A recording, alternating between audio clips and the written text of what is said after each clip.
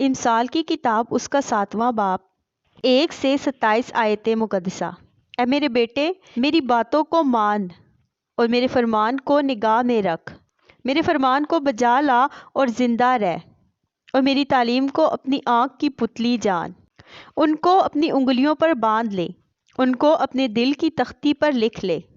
حکمت سے کہہ تو میری بہن ہے، اور فہم کو اپنا رشتہ دار قرار دے، تاکہ وہ تجھ کو پرائی عورت سے بچائیں، یعنی بیگانہ عورت سے جو چاپلوسی کی باتیں کرتی ہے۔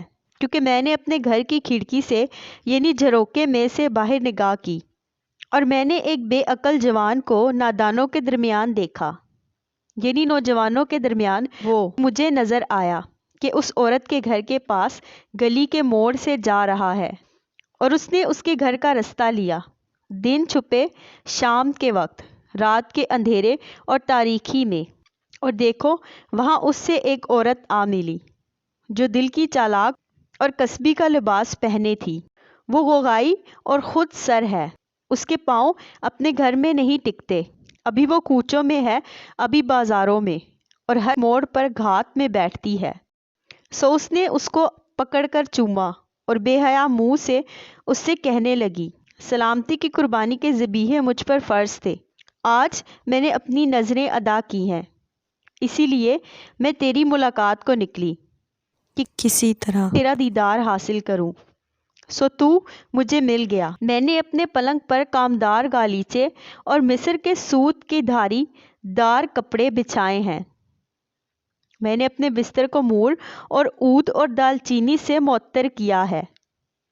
آ ہم صبح تک دل بھر کر عشق بازی کریں اور محبت کی باتوں سے دل بہلائیں، کیونکہ میرا شوہر گھر میں نہیں، اس نے دور کا سفر کیا ہے، وہ اپنے ساتھ روپے کی تھیلی لے گیا ہے، اور پورے چاند کے وقت گھر آئے گا۔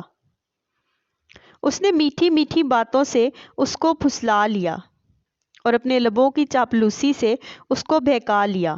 وہ فوراً اس کے پیچھے ہو لیا، جیسے بیل ذبح ہونے کو جاتا ہے، یا بیڑیوں میں احمق سزا پانے کو، جیسے پرندہ جال کی طرف تیز جاتا ہے اور نہیں جانتا کہ وہ اس کی جان کے لیے ہے، حتیٰ کہ تیر اس کے جگر کے پار ہو جائے گا۔